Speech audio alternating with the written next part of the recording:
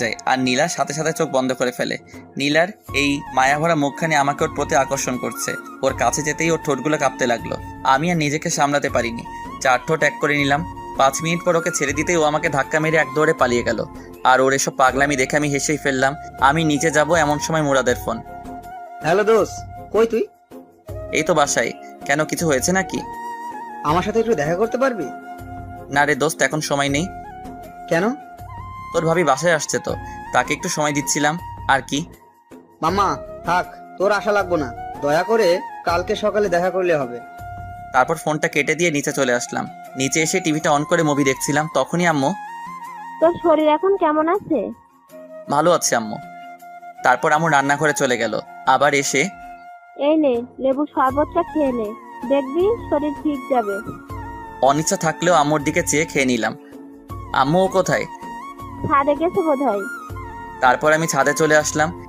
একা একা ছাদে কি করো? যখন তখন আমার সাথে এসব করো কেন? আর আজ যদি আন্টি আমাদের এইভাবে দেখে তখন কি হতো? কি হতো, আর আমাদের দুজনের বিয়ে দিয়ে দিত। আইসে মোর পিচ্ছি শাওমি আমারে বিয়ে করতে। আমাকে একবার বিয়ে করে দেখো না, তারপর দেখাবে এই পিচ্চি তার পুলিশ বউটার সাথে কি কি করতে পারে। কি কি করবে শুনি? রোমান্স করব। তোমার কি লজ্জাবোধ বলতে কিচ্ছু নাই নাকি? বউয়ের সামনে লজ্জা পাইলে জীবন আর বাবা ডাক শোনা লাগবো না। বলছে তোমারে। গো, আসুন একটু আদর করি। এবার কিন্তু সোজা থানায় ঢুকিয়ে দেব। তাহলে ভালোই হবে, রোজ তোমার সাথে দেখা হবে আর মিষ্টিও খেতে পারবো প্রচুর। মিষ্টি কি? তুমি জানো না? না গো। ওই যে তোমার ঠোঁট। নীলা দৌড়ে নিচে চলে গেল।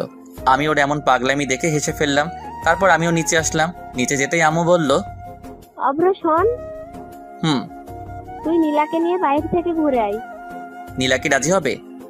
ও নিজে আমাকে বলেছে তোকে যেন একথা বলি। ওকে রেডি হতে বলো, আমি রুম থেকে আসছি।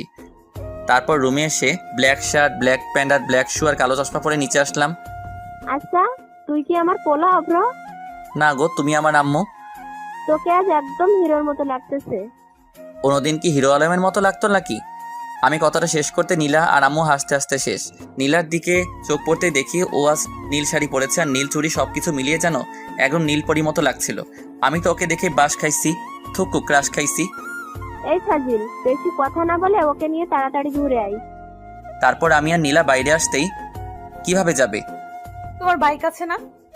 হুম। আমরা বাইকে করে যাব। আমি কিন্তু মেয়েদেরকে সাথে নিয়ে আমার বাইকে করে ঘুরি না। কি বললি তুই?